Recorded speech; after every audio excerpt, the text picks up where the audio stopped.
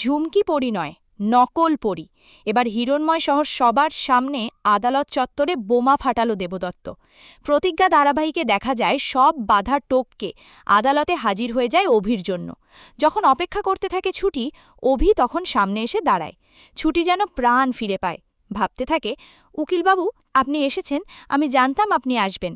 অভি অদ্ভুতভাবে ছুটিকে দেখতে থাকে, আর ছুটি অভিকে বলে যে উকিলবাবু আমার বাবা ছাড়া পাবে তো? উকিলবাবু আমার বাবা খুন করতে পারে না, আমি কিন্তু বলেছি আপনি আমার একমাত্র ভরসা, আমাদের মধ্যে কিন্তু ডিল হয়েছে উকিলবাবু, আপনি কিন্তু ভুলে যাবেন না। অন্যদিকে সেখানে হিরণময় চলে আসে। হিরণময়তে দেখে বেশ অবাক হয়ে যায়। অভি হিরণময়কে বলে, আঙ্কেল আপনি এখানে? হিরণময় অভিকে বলে, অভি তুমি ভুলে যাচ্ছ, আমি তোমার স্যার। আর তাছাড়া আজকে একটা ইম্পর্টেন্ট কেস আছে, সেটা আমি জানতাম, আর এই কেসটাতে আমাকে থাকতে হবে। যদিও অফিসিয়ালি এই কেসটা আমি নিইনি, কিন্তু আমাকে থাকতে হবে। ওপরের অর্ডার আছে অভি, সে অর্ডারটা তো আমি নাকচ করতে পারি না, তাই না? আমার পরিমার সাক্ষীও তো প্রয়োজন, কারণ এতদিন ধরে আশ্রয়বাড়িতে আমার পরিমা বড় হয়েছে, তাই আমার পরিমা সাক্ষী দেবে আজ। আমি পরিমাকে নিয়েই আদালতে এসেছি।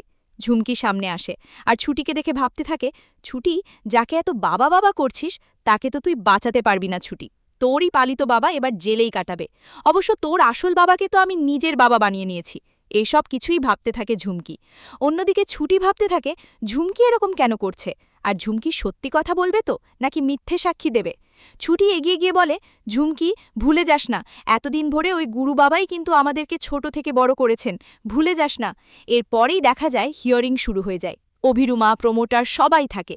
ঝুমকিকে সাক্ষী হিসেবে কাঠগড়ায় ডাকা হয়, আর ঝুমকি চিৎকার করে দেবদত্তর দিকে আঙুল তুলে বলে, খুন করেছে, এই গুরু বাবা খুন করেছে। ওনাকে গুরু বাবা বলতেও আমার লজ্জা হচ্ছে, কারণ উনি একজন খুনি, আর সেটা আমি নিজের চোখে দেখেছি। ছুটি খুব কাঁদতে থাকে, আর চিৎকার করে বলে আদালতেই যে ঝুমকি ভুলে যাস না, তুই কার সম্পর্কে কথা বলছিস, তুইও জানিস ভালো, আমিও জানি আমাদের বাবা খুন করতে পারে না। ঝুমকি চিৎকার করে বলে, বাবা? কিসের বাবা? আমার বাবা না, আমার বাবা তো হিরণময়, আর সেটা আমি প্রমাণ করে দিয়েছি। আমি আমার বাবার একমাত্র মেয়ে পড়ি, আর সেটা আমি ওই পুতুল আর চেন দেখিয়ে প্রমাণ করে দিয়েছি। মুখ ফসকে ঝুমকি নিজেই এসবটা বলে ফেলে আদালতে। চমকে যায় দেবদত্ত, ভাবতে থাকে, পুতুল, গলার চেন, এগুলো তোমার ছুটি মায়ের, তার মানে আমার ছুটি মাই আসল পড়ি, হিরণময় বাবুর মেয়ে। দেবদত্ত ভাবতে থাকে, না না, আমি আর চুপ করে থাকব না, আমার যা হয়। অন্যদিকে ঝুমকি ভাবতে থাকে, এই কি বললাম, এখন যদি এই বুড়োটা সবটা বলে দেয়? মাথা ঘুরে পড়ে যাবার নাটক করতে যায় ঝুমকি। হিরণময় এসে ধরে, বলে, পরিমা তুই ঠিক আছিস তো মা, তুই ঠিক আছিস? দেবদত্ত চিৎকার করে বলে, হিরণময় বাবু কাকে পড়ি বলছেন? ঝুমকি, ও আপনার পড়ি নয়, ও নকল পড়ি, ও আপনার মেয়ে নয় হিরণময় বাবু, ও একটা মিথ্যাবাদী, আপনার আসল পড়ি তো আপনার সামনে আছে। তো বন্ধুরা, তোমরা এটা চাও তো এভাবেই যেন দেবদত্ত মুখ খুলে সত্যি ফাঁস করে? কমেন্ট করে জানাতে ভুলো না।